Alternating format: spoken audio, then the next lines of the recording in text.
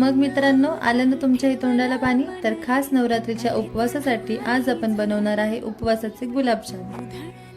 त्यासाठी 600 ग्रॅम राजगिराचं पीठ आणि 500 ग्रॅम खवा घेतला आणि तो एकत्र केला।